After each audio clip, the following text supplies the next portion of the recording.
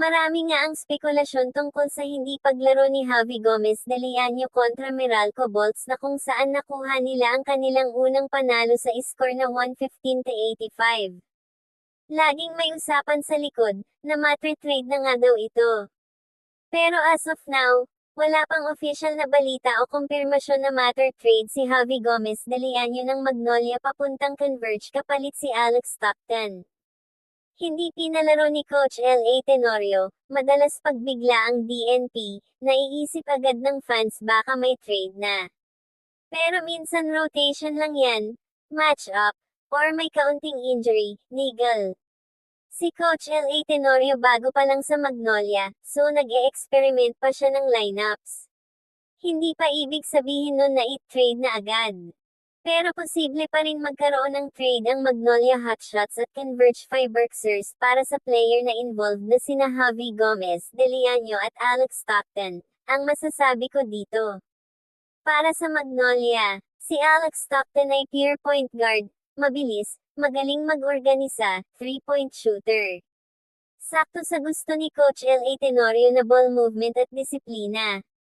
Magiging kapalit siya ni Mark Barroca sa pag-manage ng laro. Hindi na masyado mabubugbog si Mark Barroca. Para sa Converge, si Javi Gomez de Leaño ay scorer, kayang gumawa ng sariling tira, 6'3" wing. Mas malaki siya kay Alex Stockton kaya may depensa at rebound pa. Kulang sila sa wing scoring bukod kay Juan GDL. Si Javi Gomez de Leaño pwede mag-slide sa 2 or 3 position at magbigay ng instant offense. Kung sakaling matuloy yung one-on-one, Javi GDL to Converge at Alex Stockton to Magnolia, malaki epekto nito sa dalawang team tsaka sa takbo ng PBA.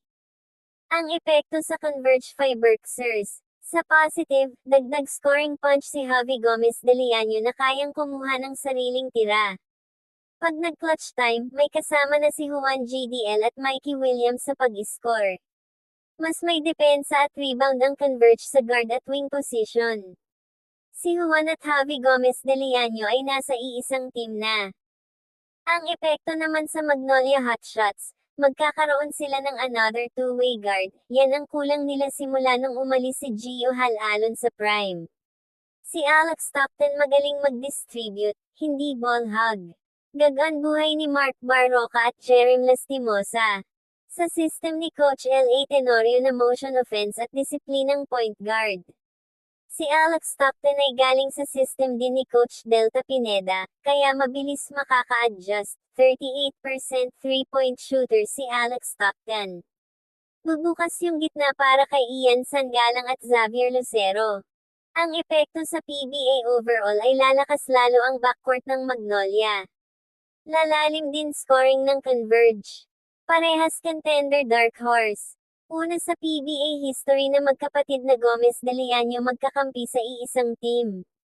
Magiging headline yan buong conference.